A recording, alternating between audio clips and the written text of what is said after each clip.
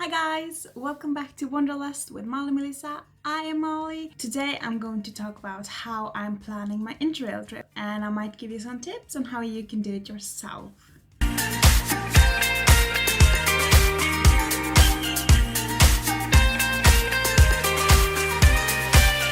The first thing you have to know is that it is not that easy as it's supposed to be. I have 10 steps for you. The first step is figuring out when you can leave. So I called my friend because I'm traveling with a friend. I called my friend and I asked him, when can you leave for Interrail? And we decided we are both free in July, so we are traveling in July. We also had to figure out where we wanted to go.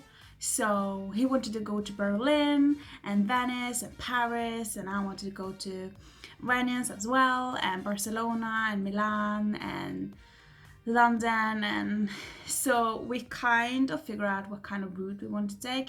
So we're starting in Berlin, we're going down to Venice in Italy, and we're going to Spain, and then we go through Paris and up to London. So we already figure out what kind of train we want to take. With the Interrail website, you can find out how long it takes for each train and when they are departing and when they are arriving in the new place. The third thing that we had to figure out was how long we can be gone for, because we are going to 10 different cities, that's 7 countries. So we know that we don't want to be gone for a very long time, and we know that we don't want to spend too much time in each city. I kind of made a little suggestion, I sent it to him, and we agreed on spending more time in some cities and less time in others. The fourth thing is, now that you know when you can travel, where you want to travel, and how long you can be gone, you can figure out what Interrail pass that suits you the best. We have 9 traveling days. Even though we're on the trip for 15 days, we only have 9 traveling days with the Interrail pass, because we're taking a flight from Norway to Berlin, and then because we're going to 10 different cities, we need to take trains 9 times. So that would be 9 traveling days. Even though we are spending 15 days, it's only 9 traveling days that we are on a train. So the closest thing we found was a Interrail pass for 10 days. So you have to figure out that for yourself, what kind of pass that suits you. The great thing is that you have the youth discount, and it saved us a bit of money. The fifth thing is to think about if you are flexible or not, because we're traveling in the summer and it's high season in Europe in the summer, which means that we can't be that much flexible. We already know where we're going to be when, and that's because we need to know that we have a train to catch. The thing about the Interrail pass is that even though you have bought a pass, it doesn't mean that you have a seat on a train. So the only thing it means that is that you are allowed to enter the train, but it doesn't mean that you are going to find a available seat. So you should, for the high season, book seat reservations for the trains. So the thing is that Interrail, the website, really wants you to go to their helping services on the website and get them to fix your or book your train reservations, your seats. However, for each reservation they make for you, they add 7 or 8 euros per reservation, and that's the additional cost to the actual reservation. So it can get quite pricey. So the thing is, if you are on a budget and you don't have that much money, for us it's 9 traveling days, and you can time 9 with 8, and you have to add that with your seat reservations fee, and well, I don't have the money for that. So what I've done is going on Google, finding the trains websites for each country and some regions, and book them myself. The thing is that you can't book seat reservations until it's like 2 or 3 months in advance. So I still have to wait a little bit, but I already found out that it's much cheaper to do it on my own. One of the problems is that I've understood that to book seat reservations in Italy, Spain and France is not that easy, so I might need to get help from Interrail to actually book some of the trains. You think that you have everything in your Interrail pass, and of course you do. If you're traveling in the low season, you don't always have to make seat reservations, and that's amazing, but when it's high season you should. The sixth thing you should do, or I have done, is to book my flights if you need to, because I live in Norway, and if I want to travel with train, because you have one traveling out of your country and one travel into your country with your Interrail pass, but it takes, I think it's 24 hours with train from Norway to Berlin, where our first destination is, and we don't want to start our Interrail travel with 24 hours on a train. So we are booking flights to Berlin and then back again from London when we have finished our trip. I've used Skyscanner, however I found out that for us it actually was cheaper going directly to the websites or the flight's website, because with Skyscanner they sometimes add additional fees like taxes and luggage fees, so it gets more expensive than you think it is.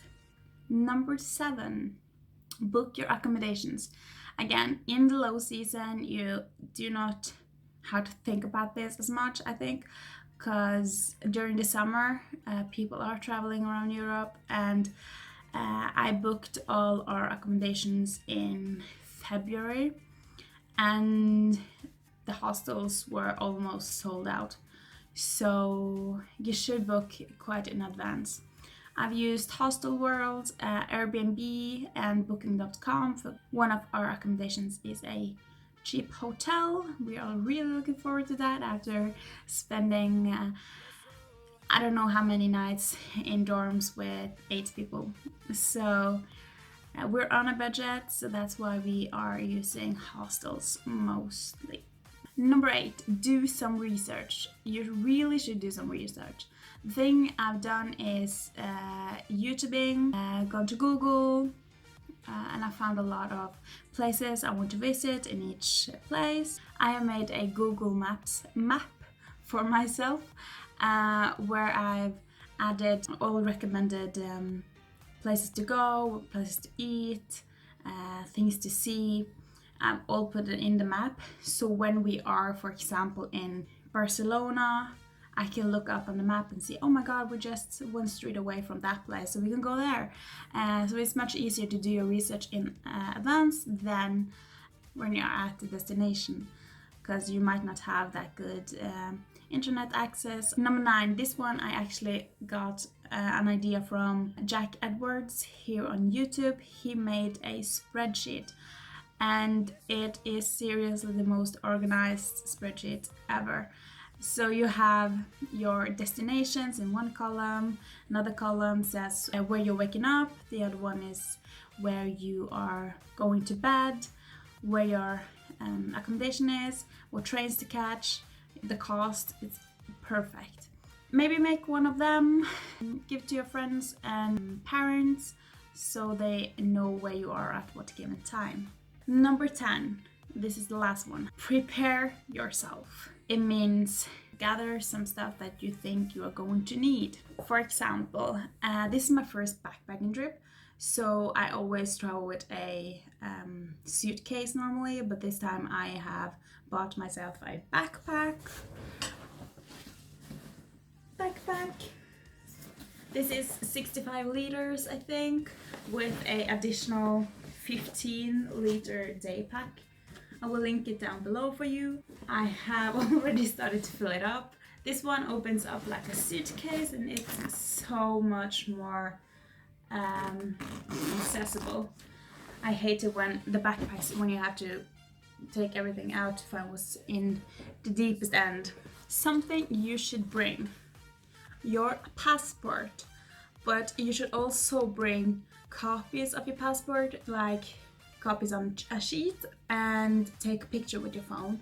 If you're doing the Eurail, which means that you do not live in a country in Europe, you might need one of these, because in Europe you normally have this kind of plug input. In the UK you need another one, because I'm traveling to London as my last destination and I need one of these. These are perfect for entry. In hostels there might not be many outputs for you to charge your phone or whatever, so I bought one of these. I can now charge my phone, my GoPro, my whatever else I want to charge.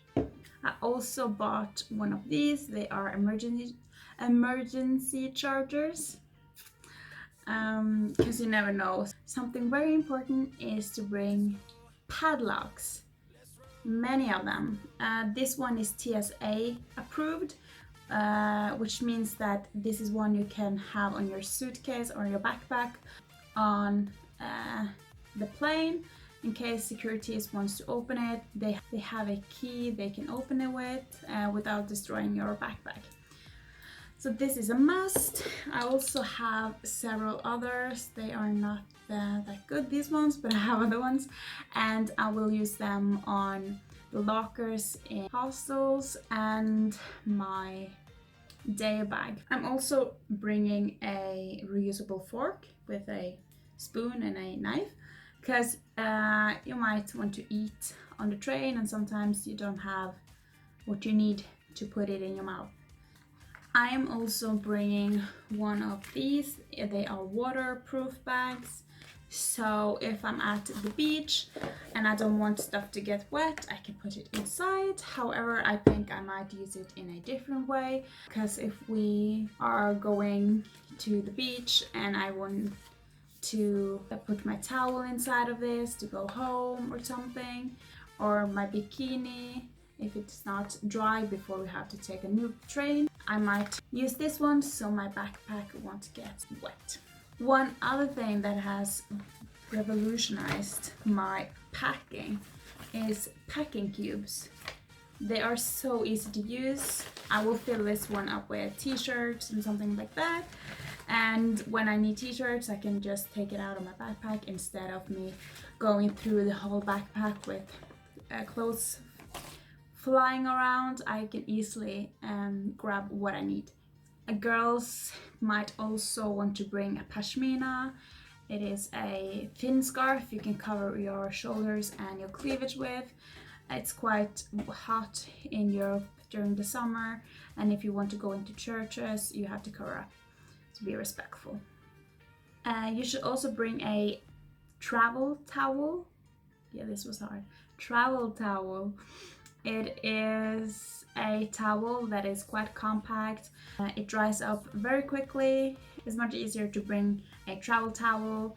You might want to take a shower in the evening and you have a train really early in the morning and you don't want to carry around a wet towel, so bring a travel towel. I will link it down below. And last but not least, bring flip-flops. Because especially if you are going to stay in a hostel and you are sharing showers, you would like to use flip-flops because you never know if it's clean or not. I hope you have learned something from this little video. This is how I'm planning my trip. This is the first time I'm going on a backpacking trip, so that's why I have bought a lot of new stuff.